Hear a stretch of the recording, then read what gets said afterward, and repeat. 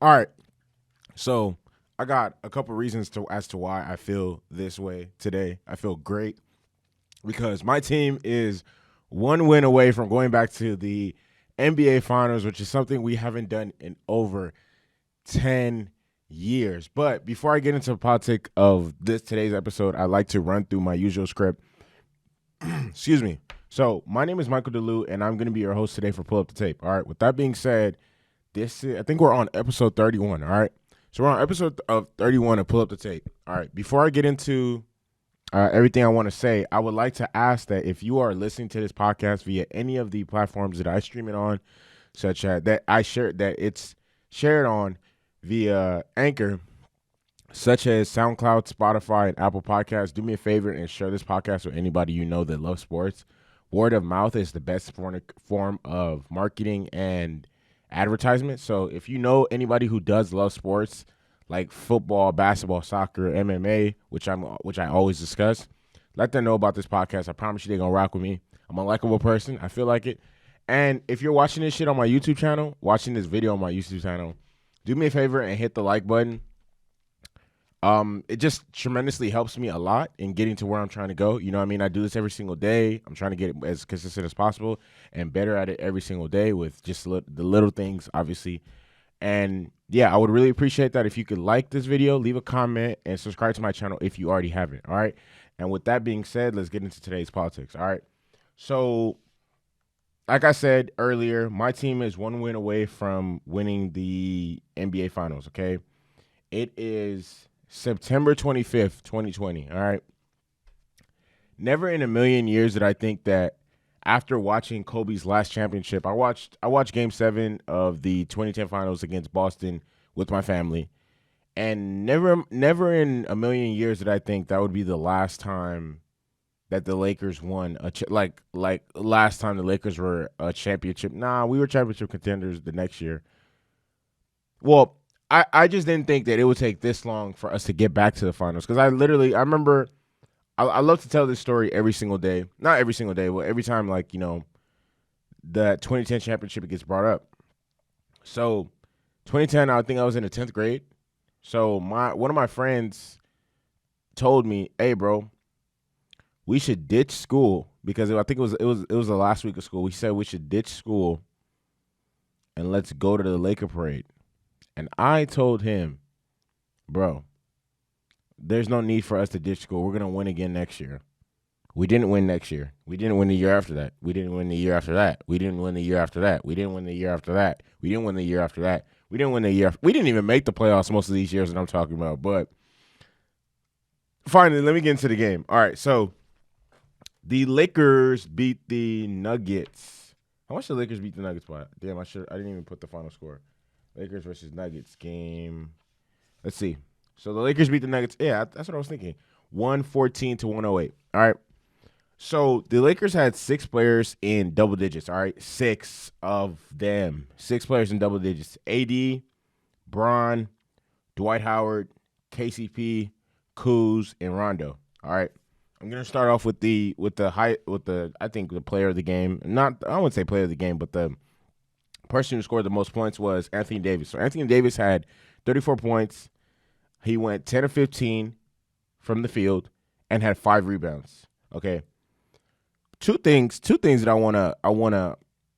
I feel like are important to note when it comes to speaking about AD and when it comes to his performance in yesterday's game.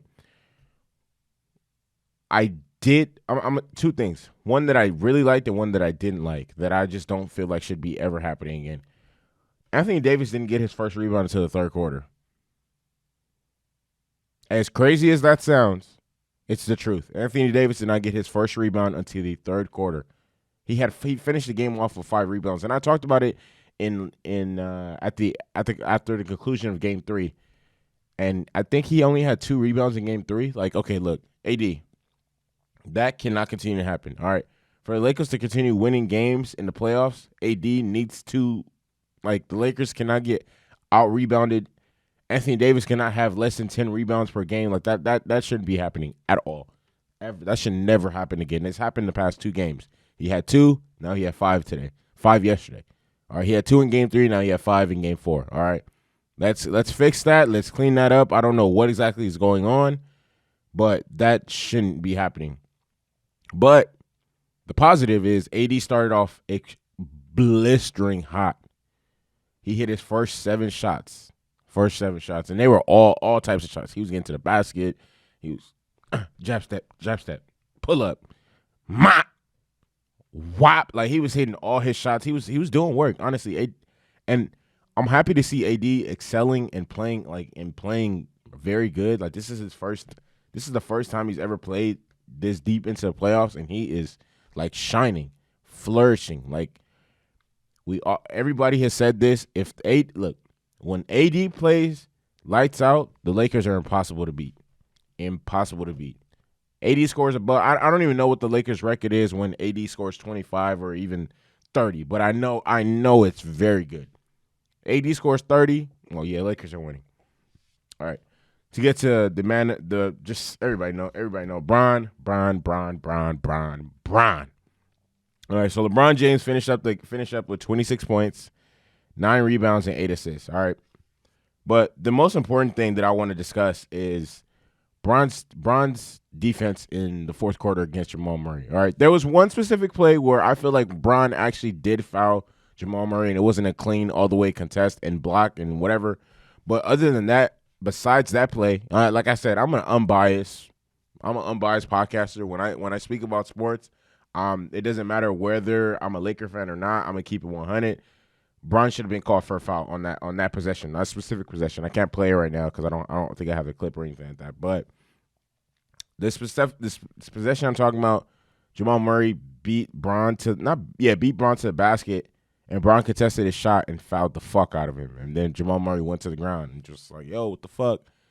And then Rondo got the rebound, pushed it up, and then Lakers got a basket on the other end. So, but besides that specific play, oh yeah, Bron played lockdown clamps on Jamal Murray. So, like I said, Bron picked up Jamal Murray down the stretch. He did, and I didn't know this until this morning when I was listening to First Things First. The last 5 minutes, like Jamal Murray didn't score in the last 5 minutes of the game. That's probably the first time that's happened in the entire playoffs. Like Jamal Murray is big time down the stretch. Like, well, especially in this play in the 2020 bubble playoffs. Oh yeah, he says his best. He says his best and his craziest shots for within 5 minutes. Like, oh, game about to end. Okay, yeah, I'm about to eat. Let's get it. But that didn't happen yesterday, and the significance of that to me is Bron literally showed us that he's still the most complete basketball player at the age of 35, 17th year in the league, over 50,000 career minutes, and he's still like, come on, bro.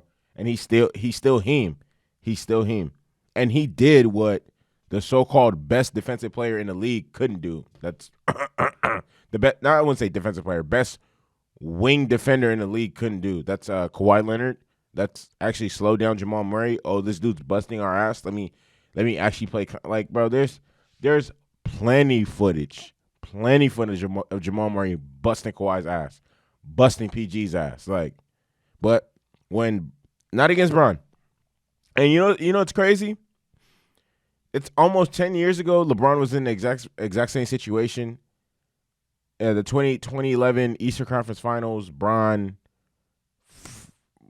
like down the stretch of those games, those tight games, Bron was the one guarding Derrick Rose and trying his very best to neutralize him, and he did a good job. Honestly, I want to salute Bron. Like Bron's a real one, a real nigga. That he's a real nigga and he's that nigga. Like both, he's him. Bron is him. Anyways, Rondo, 11.7 assists. Playoff Rondo came through again. He hit a big three down the stretch. Every championship team has players that outperform the value of their contract. Rondo's doing it. Dwight Howard is doing it, and that's why the Lakers are going to win their 17th championship. Okay, every team has it. You got to even looking back to last year. Pascal Siakam outplayed his contract. That's the value of his contract. He outplayed it. Fred VanVleet outplayed the value of his contract last year in the finals. Even the year before that. No, I'm going to say Andre Iguodala. Well, the Warriors are kind of a little different, but every team has players that outplay. Every championship team has players that outplay the value of their contract. So before I finish off with the Lakers and like get into the Nuggets, Rondo passed Scottie Pippen yesterday with 1,049 assists as the he passed him up with in the list for all-time playoff assists. So Rondo moved from, was it 8 to 7 or 9 to 8? One of the two. But he passed Scottie Pippen up. The X factors for the Lakers win yesterday was the fact that they were able to get 12 offensive rebounds and they got 25 second chance points. Okay, that makes a big difference. A very big difference. And another thing I want to do, I want to give props to Dwight Howard. He started yesterday for the first time, and he got a double-double. Played very good with high energy, high intensity, high defensive intensity, rebounding like a machine, like a monster. He's saying, bro, good looking on a pickup. That was a great pickup for the Lakers. That was a great pickup. All right, so to get to the Nuggets, Nuggets have 5 players in double digits: Murray, Jokic, Jeremy Grant, Michael Porter Jr., and Monte Morris. So Monte Morris has been playing good the past 2 games. Like he's pretty good. Jamal Murray had 32 points, 12. He went 12 of 20 from the field, 8 assists. But here's the killer about Jamal Murray: he didn't score a 3-pointer. That he didn't hit a shot from 3 the entire game. I mean, he only took 3 threes, but this is probably the first time in the playoffs that he didn't hit a 3, and he also didn't score within the last 5 minutes of the game. Jokic had 16 points, 7 rebounds, and 4 assists. Jeremy Grant has 17 points. I think Michael Porter Jr. had 13. Monte Morris had probably 11. The X factors, I think, that contributed to the fact that the Nuggets weren't able to pull this one out was it seemed like it. Okay, one, Jokic had another game where he had under 5 assists. Okay, if the Nuggets are going to win, Jokic has to be playing at his best, meaning he has to be finding his teammates and getting easy buckets for them, and that's not happening when he only gets 4 assists. Okay, in the last series against the Clippers, I think the least number of assists he ever had in any game was probably 8 or 7, and the Lakers have held him to under 5 damn near every game of the series. And why is that? Why is that so big? Why is that such a big deal? We know that passing and just being a facilitator is a big chunk of his game. So if the Lakers are able to slow him down on that facet, that's a great job. And how have they been able to do that? Dwight Howard. Dwight Howard has been in his face, fouling him, playing intense defense. Honestly, Jokic is not. The Lakers have people who could guard Jokic, unlike the Clippers. So this has been a very not tough series for him. Like he's getting bullied off the ball or anything like that, but definitely he's not having his way and not able to do the things he was able to do last series. Why? Because we him. The Lakers are him. Stop playing with me. So I think those two things, Jokic being just the Lakers being able to clog up his passing lanes and not able to let him get comfortable and let him start facilitating and just doing what he does best, that and the fact that Jamal Murray wasn't hitting from 3. That we all know that Jamal Murray is a big part of what they do, and the fact that Jamal Murray didn't get a bucket within the last 5 minutes of the game. Those 3 things stood out to me the most. And props to the Lakers though. Gritty win, they grinded it out. When games get close and the Lakers are up in the 4th, I don't fear them losing leads. And with that being said, this series is over. That 3-1 shit was cute the first 2 rounds, but that shit is not happening this round. Lakers in 5. Ball game. All right. To get to my next topic. So it's crazy because I remember talking about this last month. We had in August, and I was just thinking, it's safe and it's best if for the sake of the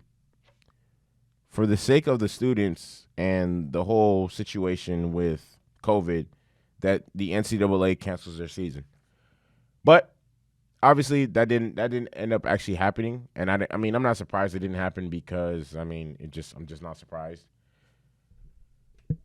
The Pac-12 and the Big Ten were the first two conferences to decide not to have their season, thinking that the ACC, the Big 12, and the SEC would fall in line and do the same. Well, that didn't happen. They said, nigga, shit, we finna carry on with our season. We don't know about these squares. But so then eventually then I heard rumblings that the Big Ten was going to bring back their season. They did, and it kind of put pressure on the Pac-12 because it's like, okay, every other Power 5 conference is gonna be playing fall sports, college football, but we aren't. So then they put it to a vote yesterday, and it was decided that the Pac-12 is coming back. All right, and I'm really excited because the teams I support are in the Pac-12. Okay, I'm an ASU alum, Forks Up, and I'm a diehard Trojans fan since God knows when. I was raised in Los Angeles since I was 3 years old. So I mean, obviously, which is why I'm a Laker fan, which is why I'm an SC fan. But in August, the Pac-12 canceled their season for various reasons, but the main one being there was a need for daily and rapid testing, and they didn't at that point at this time last month they didn't have access to that. But that changed in less than a month when the conference was able to reach an agreement with the company to provide daily testing. All right, so the Pac-12 season is going to start November 6th, and it's only going to be 7 games. Every Pac-12 team will play 5 games within their division and 1 out of division for teams who don't make it to the title game. No, my bad. Every team is going to play 5 in their division within the Pac-12 North and the Pac-12 South, and then they're going to play 1 out of the division. And if you don't make the conference title game, you're going to play an extra game. Not you're going to play an extra game, but you're going to play another game. And with that being said, it begs the question, okay, can any Pac-12 team make the college football playoff? And me personally, I don't think any are even good enough to make the Pac-12, not even Pac-12, the college football playoff. Oregon, I don't think Oregon is going to be, without Justin, I'm not going to say without Justin Herbert, but, Justin Herbert was a big part of why they were so good last year. He's not there anymore. I doubt that I don't even know who Oregon's backup quarterback, who's their starting quarterback is going to be this year. I don't really trust SC, even though I am an SC fan, to be consistent enough to even, I don't think SC is good enough to even make it there. No. But, I don't really care. If a Pac-12 team makes the college football playoff. Don't honestly really care because I just want football back. I don't really care. Especially the Pac-12 because I live on this side. I live on this side of the country, so the Pac-12 is really big over here. Obviously, it's all we have over here. Not all we have, but it's a pretty big deal.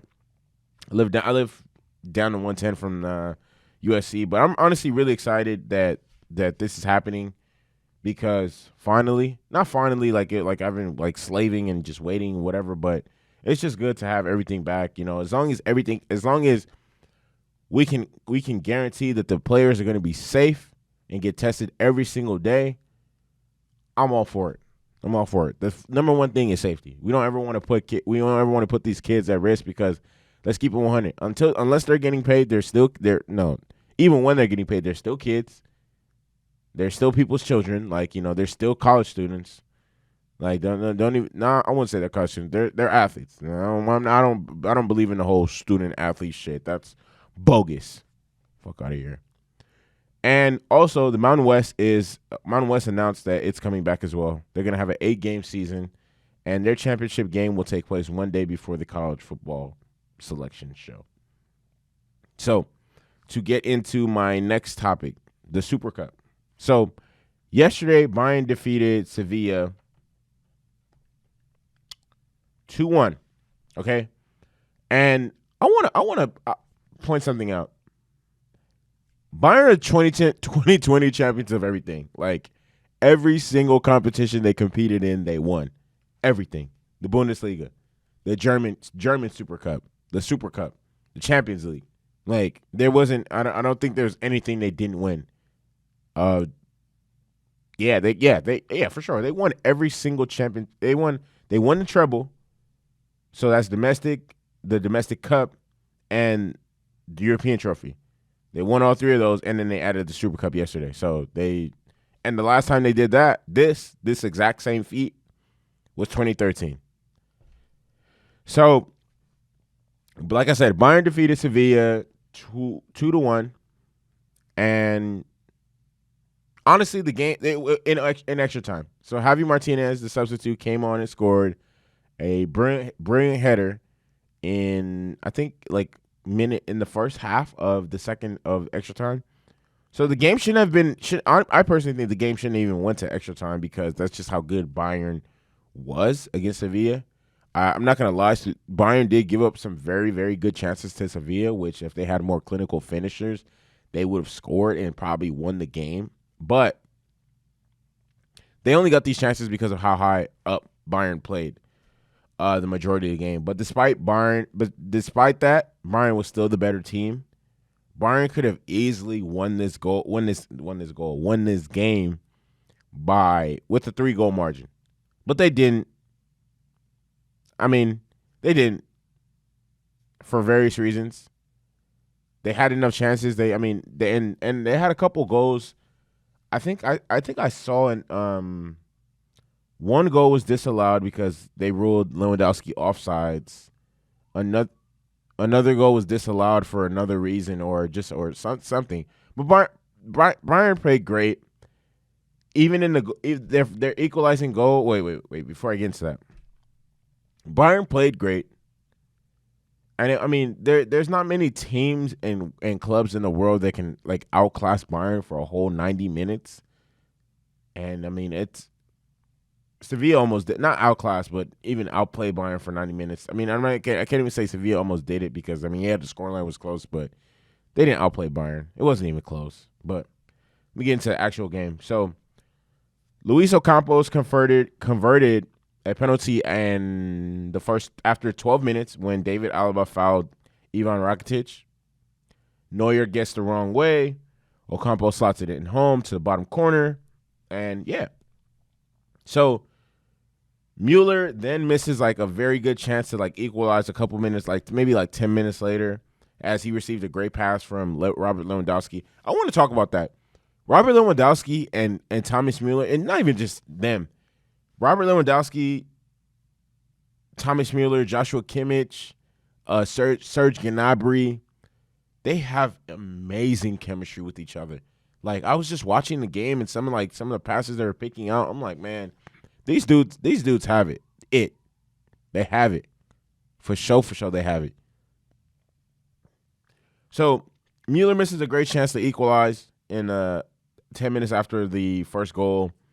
3 minutes after that, Pavard misses a great chance to equalize, as well as Lewandowski with the great assist and touch pass. Like Bayern was missing a lot. Bayern was missing a lot of great chances. But Bayern was able to equalize with an amazing goal from Leon Goretzka, and he got, oh my god. First of all, the control that Lewandowski, like Robert Lewandowski is a boss. Oh my god, man, he should have won. Man, if there was a Ballon d'Or, he would have got it this year. Robert Lewandowski is incredible. Oh my god, that dude is a monster. But Bayern was able to equalize because of his amazing personal skill. He received the pass and his control was great, and he was able to dish it off to Leon Goretzka, who just slotted it home to the what was that? The right corner. It was just a great play, great link up, and it's just like I said, just showed how good and strong of a team that Bayern is and how much chemistry they have as a unit. Neuer made a lot of great saves Neuer made a lot of great saves, especially in the 88th or 89th minute. Sevilla had a chance to score. One of their players was one-on-one with the goalkeeper, and Neuer made a great save. Bayern had so many, like a couple of disallowed goals that were actually incredible, but the actual game-winning goal and the one they wrapped it up was Javi Martinez header in extra time. Funny thing about Javi Martinez, Javi actually was the last time Bayern played in the Supercup was 2013 against my favorite team, Chelsea FC. And Javi Martinez was the one who equalized in extra time after Eden Hazard's goal. Eden Hazard scored an incredible goal. So Javi equalizes, and then it goes from Javi equalizes in extra time, and then it leads to penalties, where Chelsea lost because Romelu Lukaku missed the fucking his penalty was horrible, and then after that he asked to go on loan, so he loaned his weird ass out. But Javi Martinez came on as a sub and scored, and it probably will be his last game of his career for Bayern. He went out like a champion, like a true champion. So he saves his best. I guess he saves his best performances for the Super Cup. For at one point, Javi Martinez was Bayern's most expensive signing, 40 million pounds or euros, whatever you want to. I don't know what their. Yeah, I'm gonna go with euros. I don't know what their currency is in Germany. But at one point, Javi Martinez was a lock-in first-team selection every single year. Not every single year, every single match when he first got to Bayern, because he was a very, very good player. But obviously he's not the same player he was 7 years ago, which a lot of people aren't. Which why what Messi, LeBron, Ronaldo are doing is just so incredible. But salute to him on a great career. If it ends now with Bayern, salute to him. He played lights out. And yeah. Props to Bayern again for adding more trophies, more title, more hardware to their collection for the year 2020, and salute them for being the best team all over. Oh man, I wish Bayern would have played Liverpool so they would thrash they shit. Fucking hate Liverpool.